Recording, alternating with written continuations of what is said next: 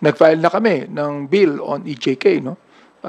To pronounce that to be heinous crime. So, ito, tinitin natin maigi kung ano pang mga legislations ang dapat nating gawin tungkol dito. Sinabi ko na rin, perhaps the Quadcom committee is not only after an aid of legislation, but also in aid of prosecution. Kasi we're now asking the NBI and the DOJ to start investigating, to start prosecuting whatever evidence says that they could be able to get into. Meron po ba tayong particular na timeline or from within the term of President Duterte, former President Duterte, yun po yung balak natin na malaman sa AMLAC at saka sa COA? Hindi lang po ba Intel funds but also the confidential funds from 2016 to 2022? Yeah, it might be, no? We'd like to find out kung magkano confidential fund na nakuha in the years that the former president was president. Tignan natin maigi kung ito ay meron talaga na-contribute towards the reward system. Yun ang nais natin talaga makita rito.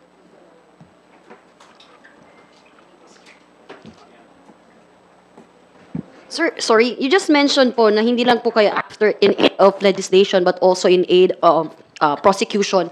But Attorney Harry Roque po sa kanyang video na inilabas, pinost niya po kanina a few hours ago, said na hindi naman daw po trabaho ng Kongreso ang in aid of prosecution, kundi ng executive. Also, sinabi niya na hindi siya pugante dahil wala naman daw siyang nilabag na batas dahil legislative contempt lang naman daw po yung ipinataw sa kanya. Totoo yun. We're not here to prosecute. That's the reason why hinihiling namin sa NBI, sa DOJ, na simulan ng investigasyon. Ngayon, kung talagang pinapaniwalaan ni Atty. Roque na wala siyang nagawang anumang kasalanan, hindi siya pugante, hindi siya lumabag ng anumang batas, magpakita siya, humarap siya sa amin. Ba't siya nagtatago? Yun ang nais namin malaman. Bakit si Atty. Roque, imbis na humarap sa amin, nagtatago siya. Samantalang mayroong arrest order sa kanya.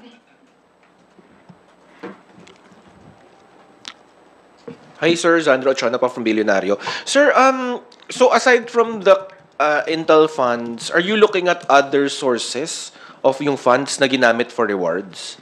Actually, Colonel Espinido made a statement in our first Quadcom hearing na talagang mayroong reward system. Tinanong namin kung saan ang gagaling ang reward system. At sinabi niya, nanggagaling ito sa mga gambling money. For example, STL. For example, Pogo. Yan ang sinabi niya, no? Now, meron itong connection din naman sa sinabi ni Colonel Garma na talaga mayroong reward system. Although hindi niya talaga tinukoy kung ito ay galing sa STL. Tinukoy lamang niya na mayroong pondo na nakalaan dito, na nagtatago ng pondo nito, things like this. So, sir, pwedeng all of the above? Pwedeng Pogo, STL? Pwede. More than one?